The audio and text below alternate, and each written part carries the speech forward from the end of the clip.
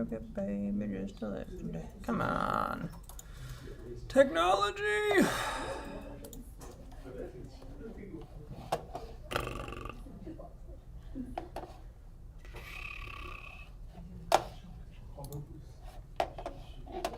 Right now.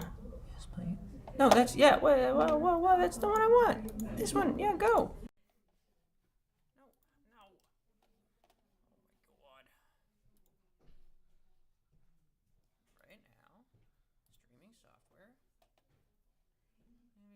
Like say not now and copy and then go back to here, go to settings, stream, cancel. Sure. Okay, I think that this is working now, but if not,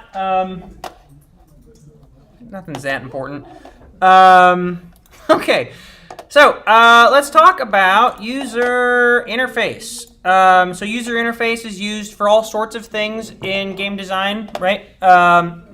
Typically in video games, we use them for things like menus, shops, dialogue boxes, any sort of like flat kind of 2D interface that you typically use to interact with things, right?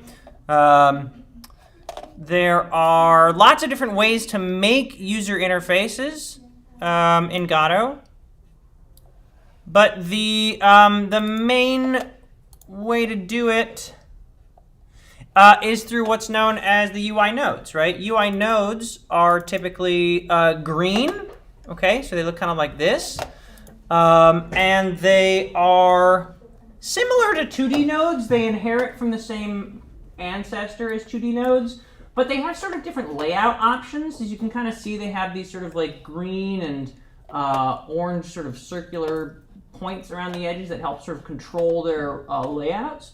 And then also what's kind of interesting is that like they're kind of bossier to their kids. So like if you use something like a vertical box container, this is a container that aligns everything in a vertical columns. Every child of it, you're not going to be able to move it around outside of that container, okay? Because it's being governed by its parent, right?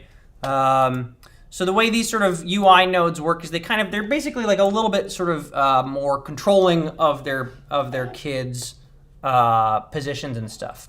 So yeah, a good example. This is sort of a very simple main menu, but I'll just go ahead and recreate it from scratch. So we're going to just use the basic UI node. The control node is the most fundamental UI node. And you'll see that there are these couple of tabs up here in the top right. These sort of set up the different anchor presets and the different like alignments, okay?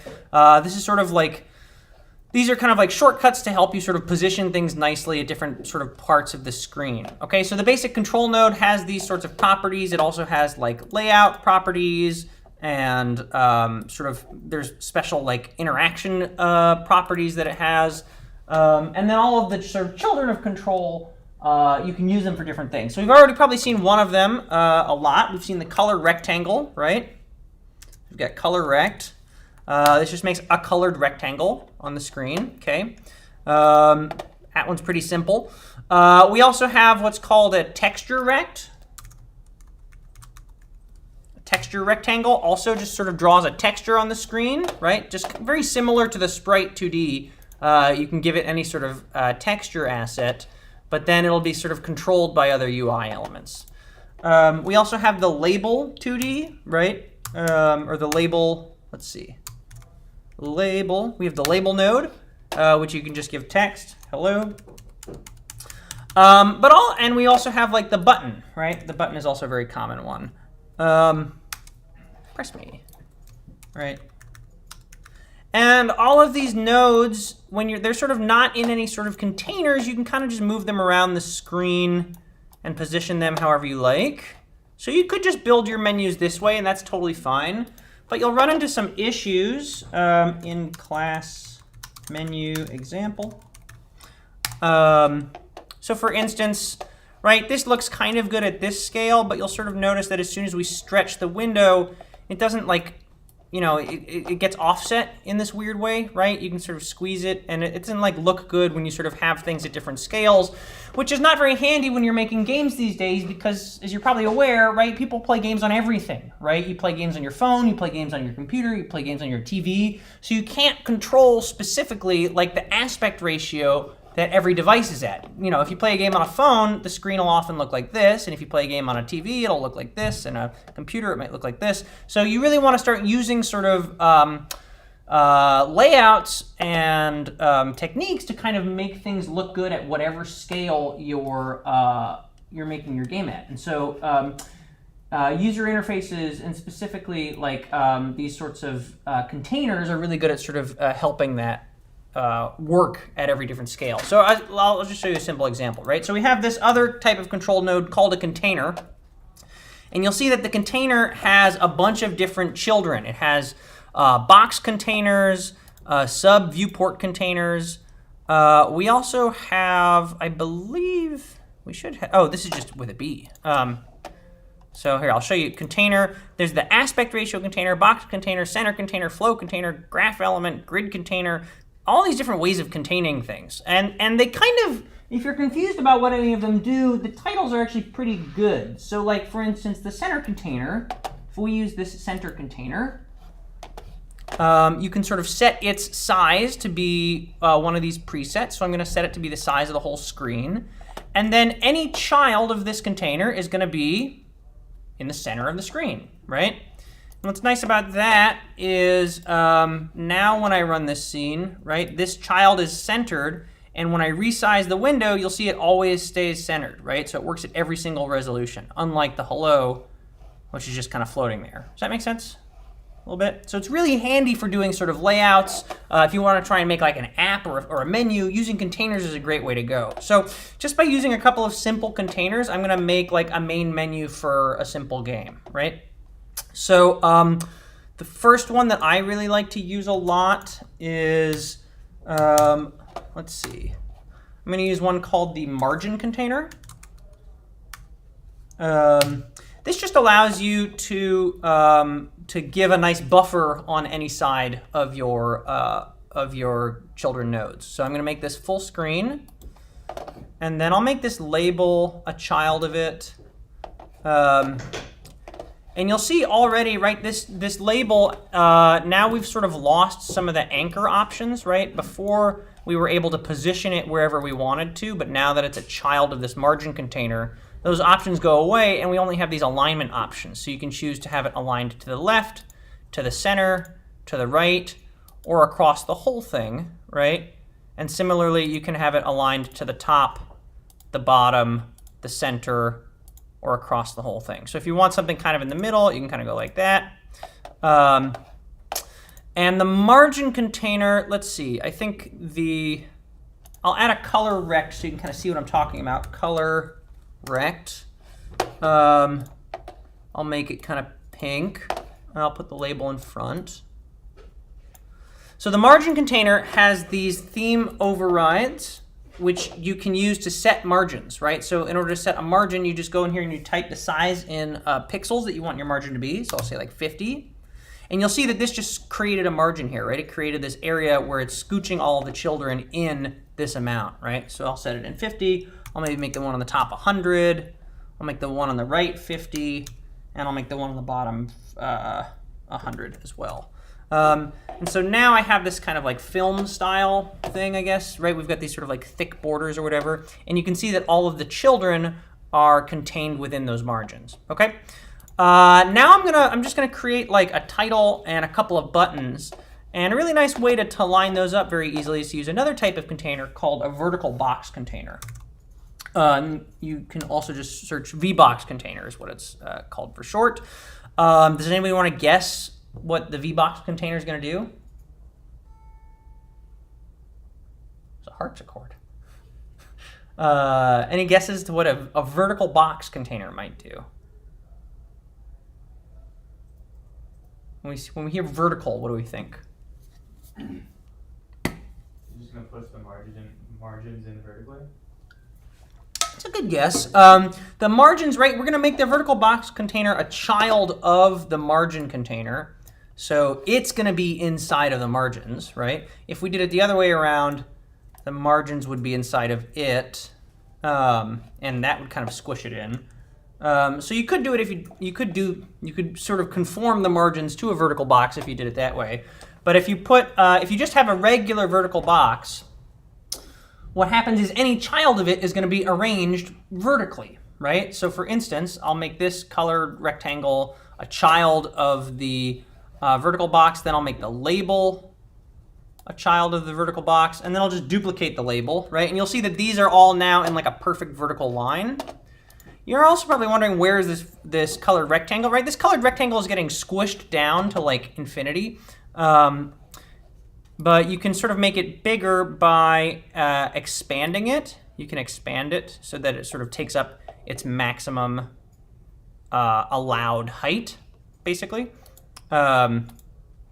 You can also sort of say with any sort of control node, you can give it what's known as a custom minimum size in the layout, and this is going to be what is the smallest it can possibly be. So if you want it to not entirely disappear, you can say at the very least I want this colored rectangle to be like 20 pixels wide by 20 pixels tall, and then it'll always be at least this big. See, and then if we sort of shrink it entirely, it'll sort of look like that, right? So the vertical box basically takes any children and aligns them in a vertical column as a child, right? The vertical box itself, you can choose to center however you want, right? You could offset it to the left or to the right, or put it in the middle, or make it stretch out entirely. And all of these kids are going to be bossed around accordingly. Does this make a little bit of sense? Kind of. These like are sort of most, they make the most sense once you really start just playing around with them, right? We also have what's known as an H box. H boxes are also really nice. What do we think an H box does? Same thing, horizontal. Bingo, yeah, it's a horizontal box, right? So we got an H box. Any children of the H box will just be laid out horizontally. See, so this H box is now inside of this V box, and you can sort of drag it up and around, right? You can have multiple of them, and each of these children nodes are inside of the horizontal box. And this is nice because we don't just have to use these as labels, right? These could be any sort of user interface node, right? So what I'm going to do is I'm going to just delete this colored rectangle. I'm going to delete some of these extra labels. I'll call this one title, right?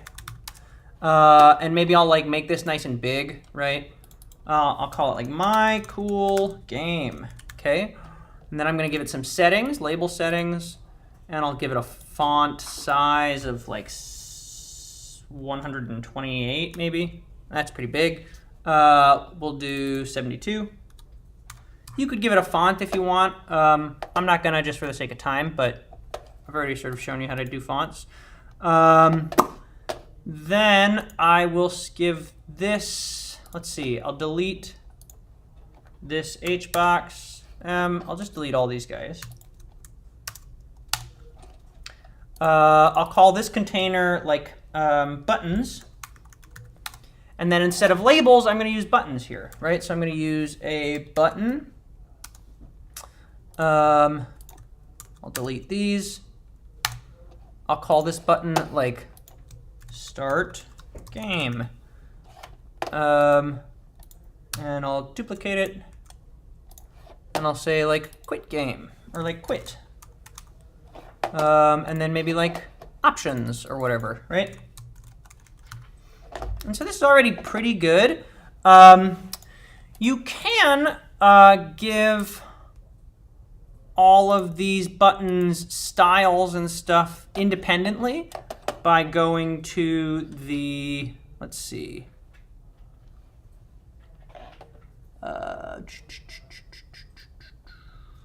down to theme overrides.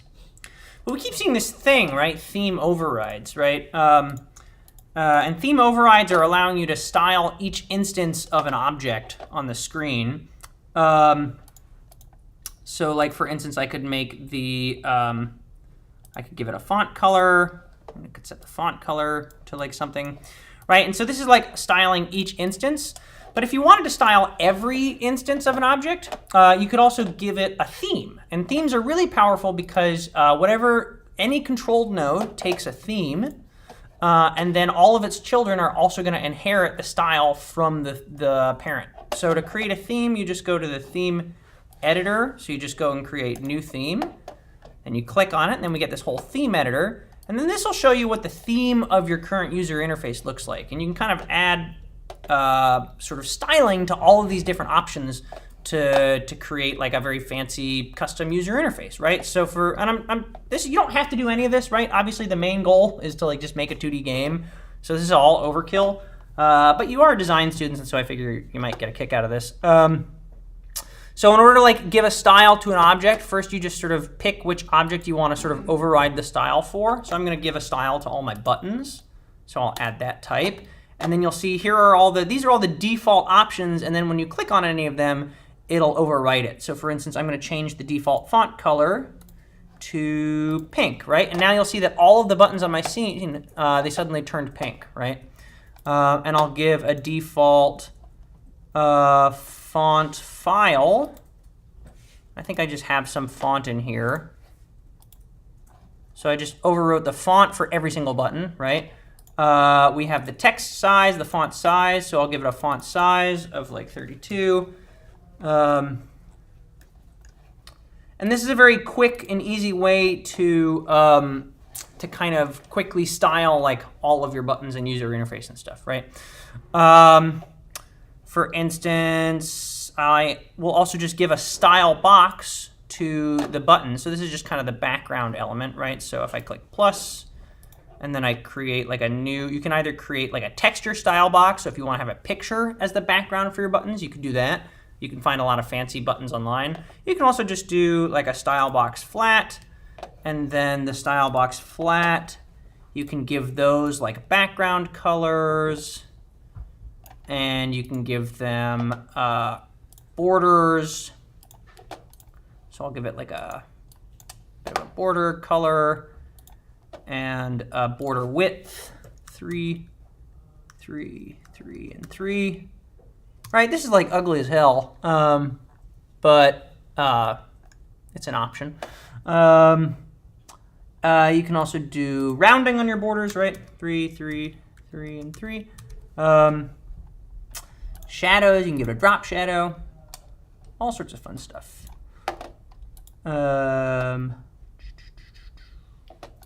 Give the shadow a size, I think is how you make it appear. So you can really go nuts with user interface. And again, right, because I sort of styled this parent button class, all of the children button also, they all kind of inherit whatever style you give them, right? I'll also just give a style to a different object. I'll give it to label. So I'll just do the label style. And then my labels, I'll just give a font. Hello. Here we go, font. Quick load. This other font. And you'll see that, right, anytime I use a label, that gets overwritten as well. So you can really kind of go to town on this stuff. Any questions about this user interface stuff? On how to like create themes?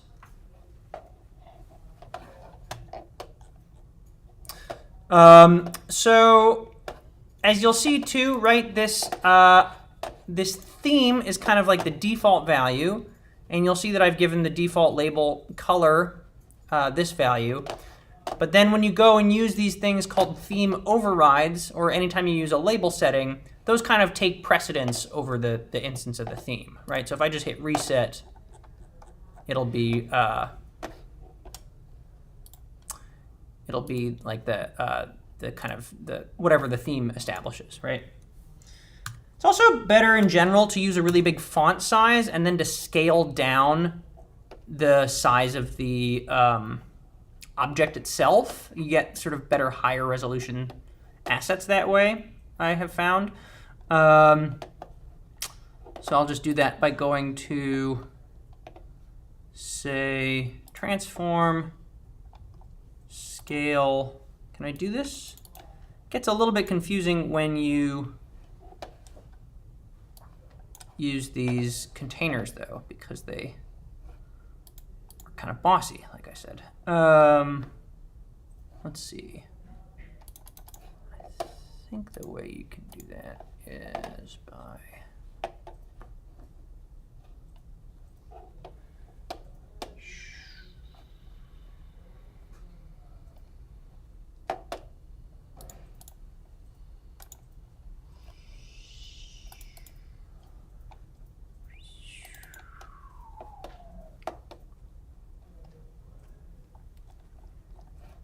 I'll come back to that. For now, I'll just keep it this size, and that works pretty well as well. If I want these to be like aligned, right, I can sort of go into the alignment and just sort of set that manually. And then I actually want probably these buttons to do something, right? Also go to the H box and give a separation value, and I'll just make that like 10 or something. Then I'll give a decent sort of space behind them. Right, so we have this scene with these like hideous buttons, but they don't do anything. And for some reason the E gets clipped out. I don't know why. That's very funny. It's bigger. Well, anyway, let's make it so that when we press these buttons, we actually launch a scene, right? So in order to do that, you just sort of give yourselves a script attached to your menu, right? And then, like we typically do, right, we have signals. So I'll call this start, quit, and options, right? And I'm going to just connect the button pressed signal to this script that I have at the top here. I'm going to delete all this other stuff because I don't need it.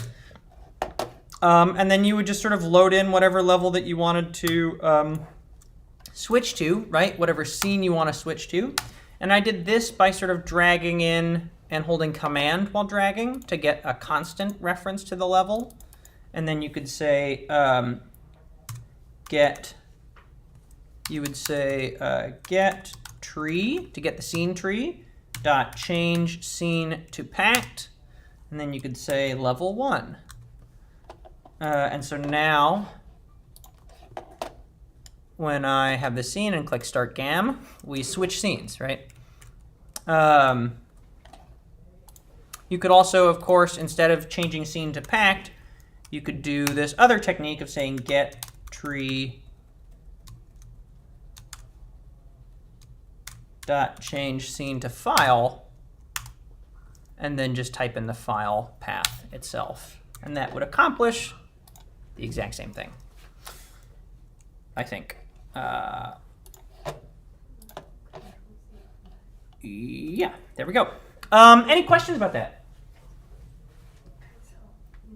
Any questions about any sort of user interface? Right, we already got the question of how do you make an object that changes the UI, and we actually apparently did it last week, or did I not do this example here? Yeah, okay. So I'll show this. This is a very simple example, sort of showing off that, right? We see this tiny little score counter up here in the top. So I'll show you how that works, right? So we already have these in this particular scene, right? We just have these items. Each item is a sprite with an area 2D and an icon and a collision shape, right? And so when the player enters the area, we play the sound, and then we say body.change score, right? And that's because in the scene, our top-down character has its own function called change score. You can always create your own functions by just saying func / and then the name of the function you want to create. And so what I've done here is I have a function change score by an amount, and then I update an internal variable called score, and then I get this user interface node, and I just set the text to the score. Okay? So I'll do it again kind of right now, basically. I'll show you another way to kind of set user interface, right? Like, you basically, in order to set the user interface value, all you really have to do is just change the text of the object, right? You need an internal variable tracking the thing that you want to track, like your score or the item name or whatever. And then you just need to render that text on screen. Does that make a little bit of sense?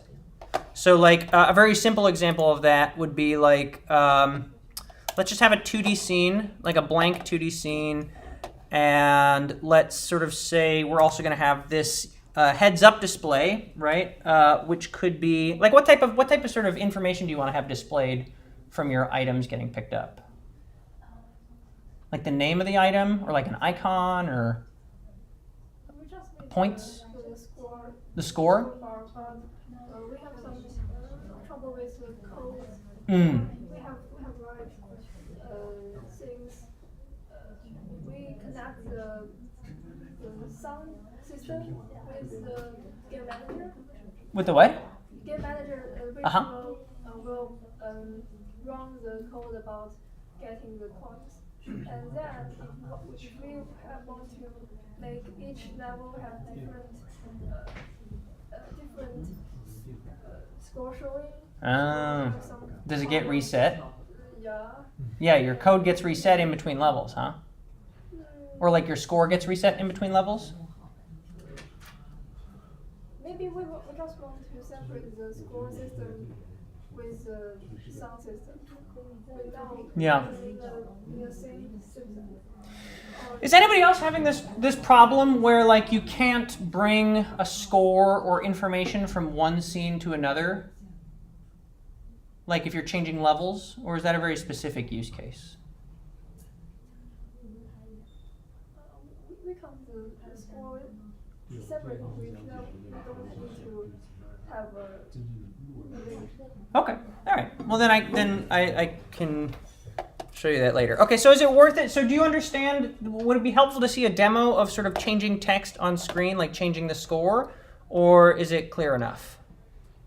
I just don't know if I should give you like full-on working time right now, or if you want to see more demos. I got some questions about the collision chain. Yeah, okay. So I'm seeing a lot of specific questions now. So what I'm going to do is I'm going to pause the stream. So that's just basically like an overview of sort of how to use user interface stuff. Again, the most simple way to change user interface, right? I'll just do this really quickly. Is I'll have a label, right? And you can just access this node in the same way you access any other node, right? So I'll make a new script. I'll call it label changer.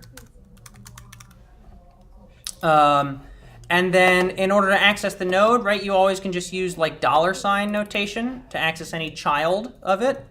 And like for a label, for instance, all you have to do is update the text of the label. Oops. Text. And you just set this to a string. So for instance, I'll call this like, I'll make a variable called score, and I'll set it equal to 0. And then every frame, I'm just going to increase the score. Plus equals 1. And then I'm going to set the score, I'm going to set the label text to the score. Now if I just do this, it's going to complain. Simple score demo. If I just do this, it's going to complain because you can't. Is it going to complain? It should complain. Yes, it's going to complain because you cannot. Oops. Right. Well, it's firstly going to complain because this isn't a function, it's a property. So you set it like that.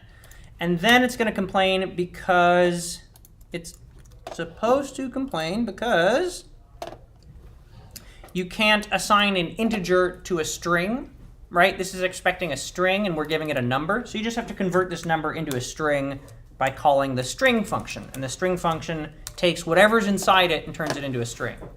And so now we have a very simple like number that just goes up, right? Like a score counter that goes up.